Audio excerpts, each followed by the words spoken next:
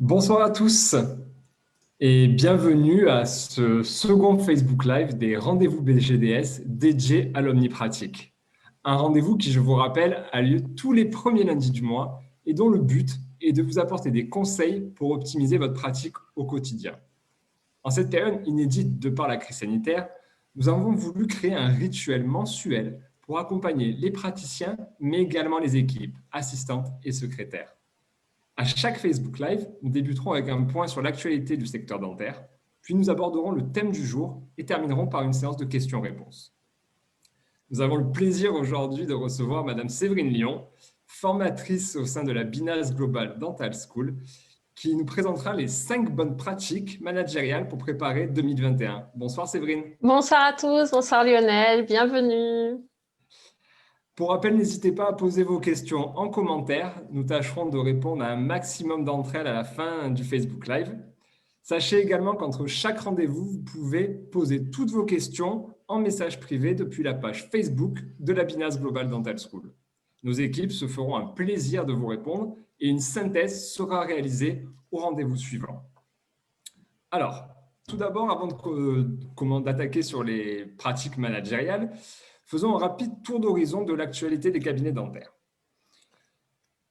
Nous voulons aussi vous remercier avant tout pour les nombreuses questions que nous avons reçues à l'issue du premier Facebook Live, qui, je vous rappelle, était orienté sur la gestion des rendez-vous manqués. Et vous avez été très nombreux à le visionner, car cela est un enjeu majeur pour vos cabinets. En cette fin d'année, nous allons vous inviter à rester positif.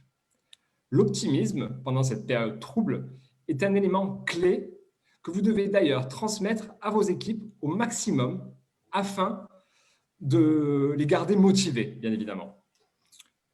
Une étude récente a démontré que malgré la crise, la majorité des chirurgiens dentistes sont heureux de venir travailler et aiment leur métier.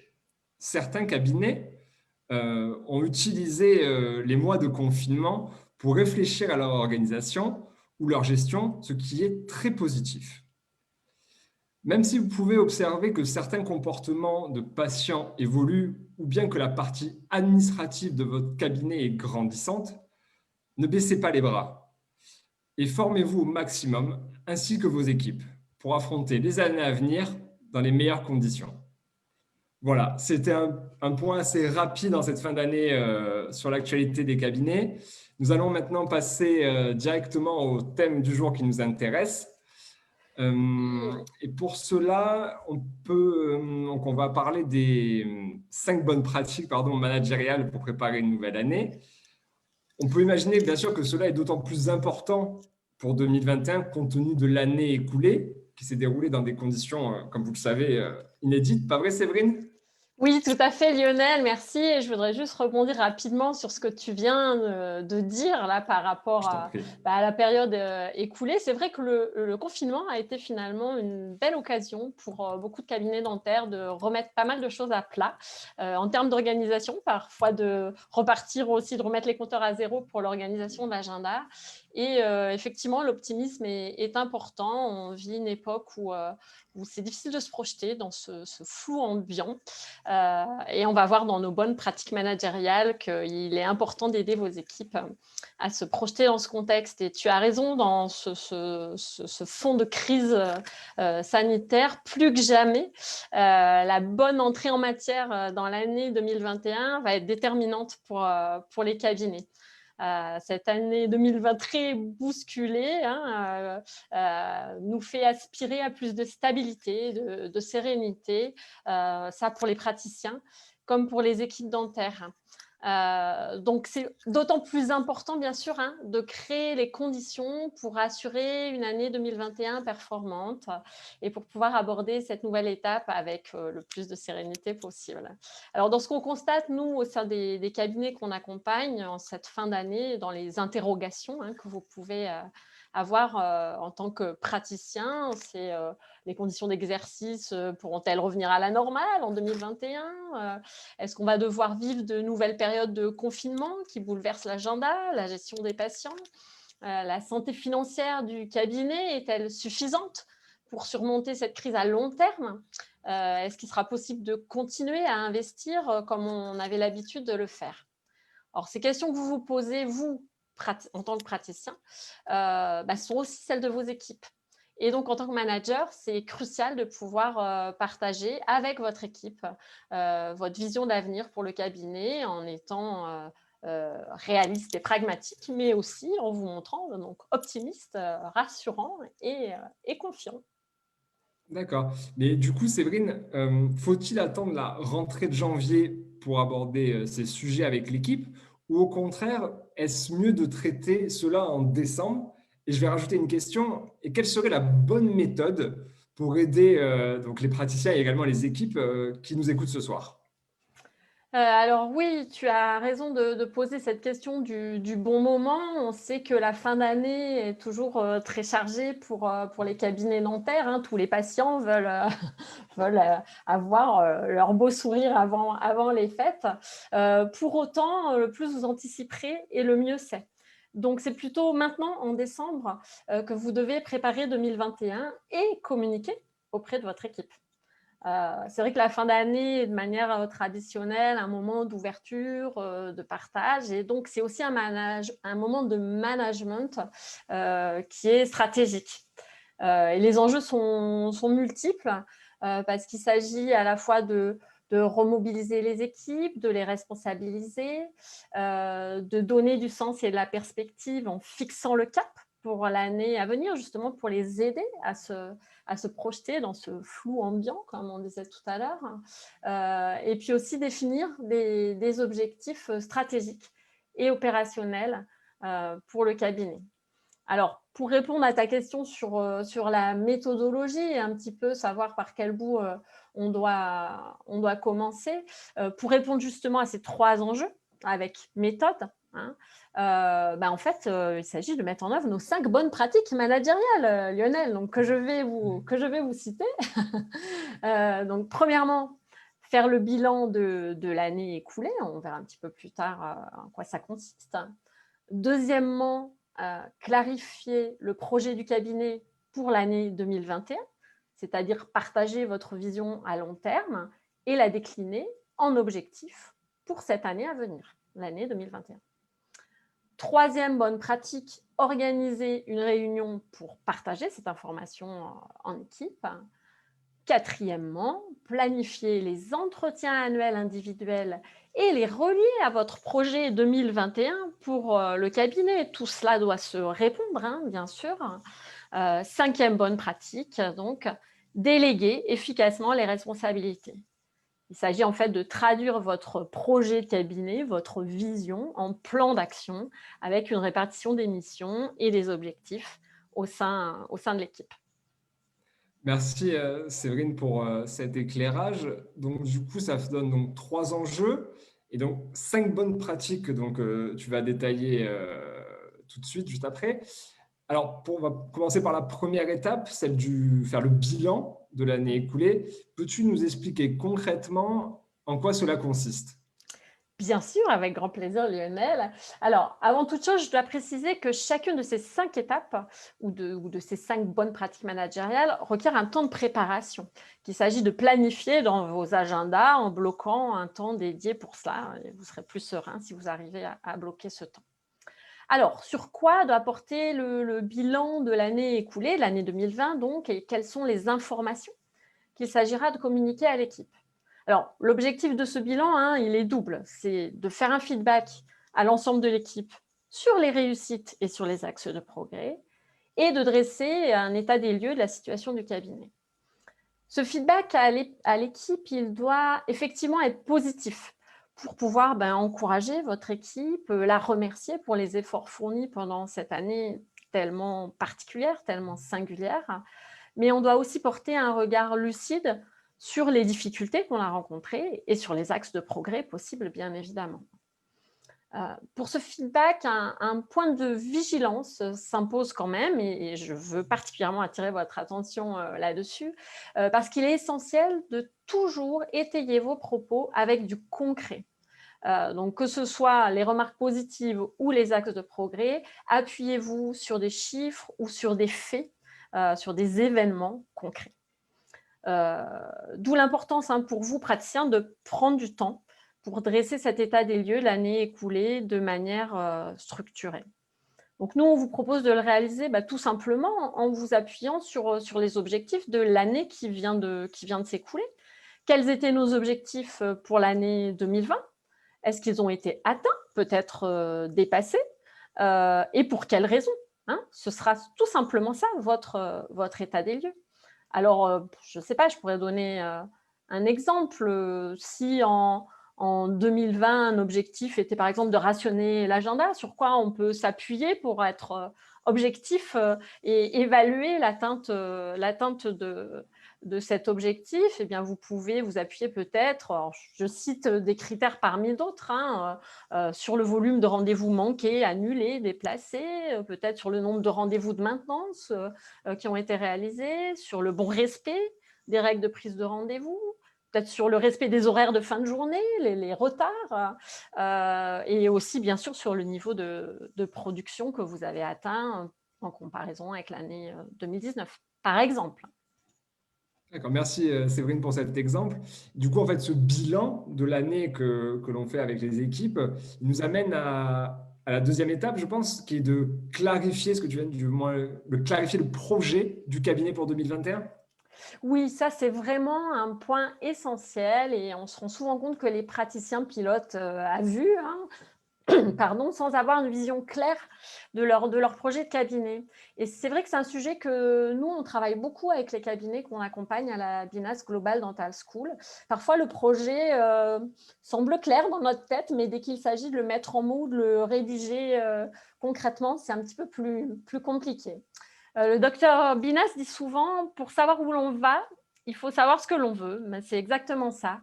Donc, il s'agit pour vous de définir ce projet à moyen terme, disons à 3 ans. Qu'est-ce qu'on veut pour notre cabinet d'ici 3 ans, pour parvenir ensuite à se fixer des objectifs annuels qui soient en cohérence avec cette vision à moyen terme pour le cabinet. Alors, toujours pour essayer d'être concrète, par exemple, si le projet du praticien et de donner une forte orientation esthétique à son exercice, qu'on réalise qu'en 2020, on est un petit peu passé à côté en raison des perturbations liées à la crise sanitaire. Alors, il sera bien sûr important de se recentrer sur cet objectif pour 2021. Et concrètement, ça peut vouloir dire développer le nombre de poses de facettes ou de couronnes tout céramique ou encore doubler le volume de bilan esthétique à proposer aux patients. Là, encore une fois, juste à titre d'exemple. Donc, pour synthétiser, c'est 1, j'effectue le bilan de l'année 2020. 2, j'écris les 3 ou 4 objectifs pour mon cabinet à 3 ans, ma vision à moyen terme. Et ensuite, donc au 3, je me fixe des objectifs pour 2021 en veillant bien à ce qu'ils soient réalistes, c'est-à-dire qu'il est raisonnable d'atteindre le résultat souhaité, atteignable, ça veut dire assorti de moyens, et mesurable, donc grâce à des indicateurs prédéfinis. Merci Séverine. Donc du coup, alors, on va reprendre dans l'ordre parce qu'il y a quand même une chronologie dans les 5 bonnes pratiques que l'on présente ce soir. Donc on fait le bilan. Donc déjà, en fait, le praticien seul ou avec ses associés fait le bilan de l'année 2020. Ensuite, il fixe des objectifs concrets pour l'année 2021. Et ensuite, ça nous amène à la 3e étape, donc la 3e bonne pratique, qui est d'organiser une réunion avec l'équipe. Peux-tu nous préciser cela ? Bien sûr, donc cette réunion, ça doit d'ailleurs être un rituel annuel. C'est ce qui oblige en quelque sorte à cette prise de recul à chaque fin d'année pour se projeter sur l'année à venir. Alors c'est vrai qu'en fin d'année, on a l'habitude plutôt d'organiser un événement festif en équipe, ce qui est évidemment fortement recommandé, mais sans forcément y associer un moment de bilan perspective comme nous le proposons ici. Donc, le mieux pour nous, c'est bien sûr de conjuguer les deux, par exemple, en organisant une réunion formelle pour faire le bilan qui ensuite ensuite pourra être suivi d'un moment de convivialité en équipe. Et donc, c'est préférable effectivement de programmer cette réunion avant les congés de fin d'année, si possible. Et nous vous invitons, si ce n'est pas déjà fait, à bloquer au plus vite ce créneau avec votre équipe. Attention, cette réunion doit avoir lieu sur le temps de travail et l'équipe au complet doit y participer. Alors, vous pouvez transmettre un ordre du jour succinct et présenter cette réunion comme un moment important pour célébrer l'année écoulée, l'année 2020. Et cette réunion pourra être aussi l'occasion de planifier les rendez-vous d'entretien annuels pour chaque membre de l'équipe. Alors justement, Séverine, on a souvent cette confusion entre réunion annuelle et entretien annuel. Du coup, est-ce que tu peux nous dire exactement en quoi correspond un entretien annuel et quelles sont les différences avec la réunion annuelle dont on vient de parler? Oui, merci Lionel. C'est vrai qu'on se rend compte qu'il y a souvent confusion entre cette notion de réunion annuelle et d'entretien annuel, alors que ce sont des moments extrêmement différents et qui poursuivent des objectifs extrêmement différents. Donc, la réunion annuelle, elle, c'est un moment partagé en équipe. On a vu le contenu tout à l'heure. Les entretiens annuels, c'est quelque chose de très différent. C'est individuel. C'est vraiment un moment privilégié, un tête-à-tête entre un salarié et son manager, généralement le praticien. C'est vrai que les moments individuels avec chaque personne de l'équipe sont finalement assez rares dans les cabinets dentaires. Et quand ils existent, eh bien, ils sont souvent informels ou provoqués en réaction à une difficulté ou un événement. Donc, l'entretien annuel individuel, lui, il doit s'inscrire comme un rituel, puisqu'il est annuel, et il recouvre plusieurs objectifs. D'abord, réaliser une évaluation des compétences et du savoir-être de la personne au regard de sa fiche de poste et des objectifs qui lui ont été fixés. Cette évaluation, évidemment, elle doit être le plus objective possible et encore une fois, il s'agit de s'appuyer sur des faits et des données concrets. Et deuxièmement, on va fixer de nouveaux objectifs pour l'année à venir. Donc, ces objectifs qu'on va fixer aux salariés, ces objectifs annuels, ils doivent bien sûr également être réalistes et mesurables, hein, comme vos objectifs globaux pour l'année 2021, même s'il s'agit d'objectifs qualitatifs. On doit les rendre mesurables avec des indicateurs. Hein. Et ils doivent être évidemment en cohérence avec les objectifs globaux du cabinet pour l'année 2021. Alors, attention, hein, cet entretien, c'est un moment d'échange constructif et bienveillant qui doit être vécu comme un partage. C'est-à-dire que le salarié doit pouvoir donner son avis, remonter de l'information, faire part des moyens dont il a peut-être besoin pour mieux répondre aux attentes des praticiens en matière de formation, par exemple. Hein. Et l'entretien doit aboutir à des décisions consensuelles, notamment concernant les futurs objectifs de la personne pour l'année 2021. Merci Séverine pour ces précisions entre la réunion annuelle et les entretiens annuels individuels. Ce qui nous amène donc maintenant à la cinquième bonne pratique managériale, qui est la délégation. Et est-ce que justement, grâce à la définition des objectifs individuels, c'est comme ça qu'on va réussir à déléguer efficacement? Oui, c'est tout à fait cela. On dit souvent à la Binès Global Dental School que déléguer, ça n'est pas se décharger. En d'autres termes, pour déléguer, il faut le faire avec des directives claires, donc avec des objectifs à atteindre et en mettant en place un suivi des actions déléguées, une forme de reporting. Et ça, c'est très important. Et c'est vrai que parfois, les praticiens sont un peu mal à l'aise avec cette notion de reporting ou de contrôle, mais ce n'est pas du flicage, on va le voir dans quelques instants. Donc, une fois les 4 étapes précédentes réalisées, nos 4 bonnes pratiques managériales, vous allez en fait traduire votre projet de cabinet en plan d'action et définir des missions et des objectifs au sein de votre équipe. Si votre projet a été partagé et communiqué lors de la réunion annuelle comme on le propose, à ce moment-là, les objectifs fixés à votre équipe vont leur sembler évidents et obtiendront l'adhésion de l'équipe. Donc, ce sera beaucoup plus facile pour vous derrière de leur déléguer des responsabilités à condition de mettre en place un système de contrôle. Ce contrôle bienveillant, donc j'en disais un mot tout à l'heure, il va vous permettre d'une part de rester informé et de vous rassurer, hein, c'est essentiel pour vous, si vous déléguez une tâche, de savoir ce qu'il en est, ça a été fait, pas fait. Souvent, on entend des praticiens dire « oui, je lui ai demandé de faire ça, mais en fait, je ne sais pas si c'est réalisé ». Donc, demandez ce feedback à votre équipe, ce reporting. Et puis, ce contrôle bienveillant a aussi pour vertu d'accompagner votre équipe, qui ainsi saura si les missions que vous lui avez confiées apportent satisfaction ou doivent faire l'objet d'ajustements. À l'inverse, on a aussi beaucoup d'assistantes qui nous disent « oui, elle m'a confié des missions, mais en fait, je ne sais pas si c'est bien ou si ce n'est pas bien, on ne me dit rien. Je préférais qu'on me dise des choses presque négatives pour pouvoir progresser. Là, je ne sais pas, je suis dans le vide. » Donc, il faut absolument éviter ça, et pour les praticiens et pour l'équipe. Voilà, donc peut-être en conclusion, on peut dire que la motivation, la cohésion et la performance d'une équipe sont les résultats d'une délégation efficace des responsabilités. Et cette délégation doit se faire en cohérence avec les objectifs globaux du cabinet. Merci beaucoup Séverine donc, pour ces 5 points clés et pour cette jolie conclusion. Je vais vous rappeler rapidement donc, les 5 bonnes pratiques managériales à mettre en place. Donc, premièrement, faire le bilan de l'année écoulée.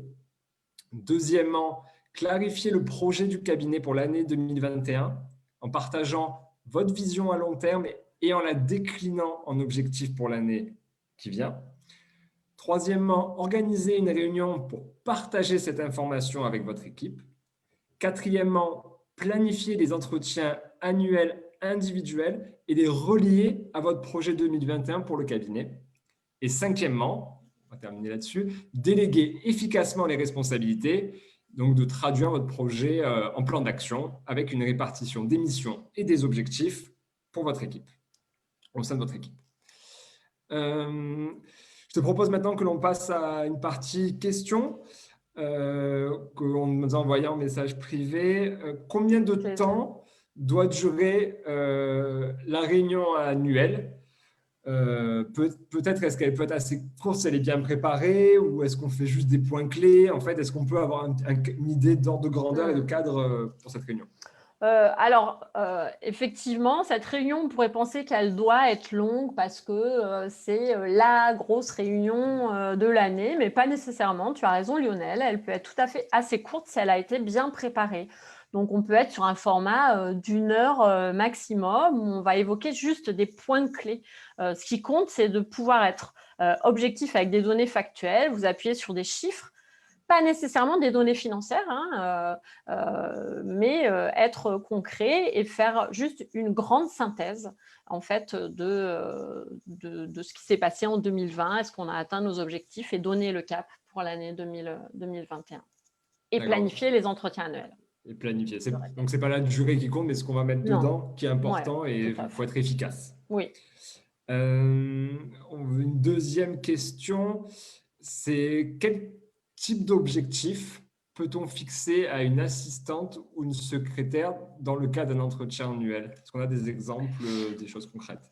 Oui, on peut donner quelques exemples. Alors, évidemment, tout dépend de l'objectif global du cabinet et des axes de progrès pour la personne. Mais imaginons, tout à l'heure, je citais l'exemple d'un cabinet dont le projet est de se positionner sur la dentisterie esthétique.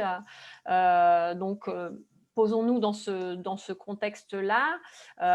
Pour une assistante ou une secrétaire, si on décline cet objectif sur leur poste, on pourrait par exemple leur demander pour l'année 2021 de réfléchir aux outils de communication à développer, donc de commencer par faire une checklist des outils de communication existants autour de l'esthétique, bien sûr, pour les patients. Donc peut-être la secrétaire pour la partie accueil et puis l'assistante clinique pour la partie plus clinique. Mais après, ça dépend aussi de ce qu'on souhaite que l'une et l'autre développent en fonction de leurs points forts et leurs points faibles. On pourrait aussi imaginer imaginer, si je prends toujours cet exemple, de demander à la secrétaire de réfléchir à des scripts pour réussir à faire passer le message aux nouveaux patients, comme quoi le cabinet a une compétence spécifique dans le domaine esthétique, de travailler à des scénarieries de communication pour faire passer ce message-là. Ça, c'est un exemple. Après, on pourrait imaginer aussi, si l'objectif du cabinet, c'est de travailler sur l'image, je prends quelque chose un peu large, hein, et qu'on a une secrétaire dont on souhaite qu'elle améliore justement le service aux patients, peut-être qu'elle gagne un peu en aisance aussi relationnelle, on pourrait dans ce cas-là lui fixer comme objectif de mettre en place des petites attentions pour les patients, peut-être au moins une action par mois, par exemple, hein, si on veut avoir des choses justement qui soient mesurables. Lui demander, donc un autre objectif, ça pourrait être de travailler sur l'accueil physique des nouveaux patients en rédigeant un script adapté pour que cet accueil soit plus personnalisé et plus convivial. Après, on peut imaginer des tas de choses. Hein. Pourquoi pas mettre un challenge pour avoir X avis Google positif sur l'accueil des patients, par exemple. Oui, il existe des millions d'objectifs possibles, moi, des centaines. Moi. Ok, merci beaucoup Séverine pour ces réponses. Je vois que le temps passe et qu'on arrive à la fin de ce deuxième rendez-vous de la Binas Global Dental School, donc dédié à l'omnipratique. Merci à toi pour cette intervention. Merci à toi, merci public. Nous avons un cadeau pour vous qui avez assisté à ce Facebook Live, toujours dans le thème de bonne pratique managériale et précisément de la délégation. Nous allons vous mettre à disposition un livre blanc intitulé les 5 points clés de la délégation au cabinet dentaire. Je vous le mets tout de suite en commentaire dans le chat Facebook. Je vous le fais. C'est à moi. Livre blanc. Voilà. Je vais même vous l'épingler comme ça, au moins on l'aura tout en haut. Donc, merci vraiment à tous pour votre présence. Pour ma part, je vous donne rendez-vous le lundi 4 janvier à 19h sur la page Facebook de la Binas Global Dental School pour notre premier rendez-vous de l'année 2021 qui sera sur le thème donc, des 5 points clés d'une relation patient réussie. Bien évidemment, nous adapterons le contenu en fonction de l'évolution de l'actualité. On verra ce qui se passe après les fêtes, après la fin d'année. D'ici là, si vous voulez, vous pouvez toujours, je le rappelle à chaque fois, nous poser toutes vos questions en message privé. Nous nous ferons un plaisir d'y répondre. Autre chose, le replay de ce soir sera, ainsi que le lien pour télécharger le livre blanc seront disponibles sur la page Facebook ainsi que sur notre site. Donc, sur notre site, ce sera dès demain et sur la page Facebook juste après le live.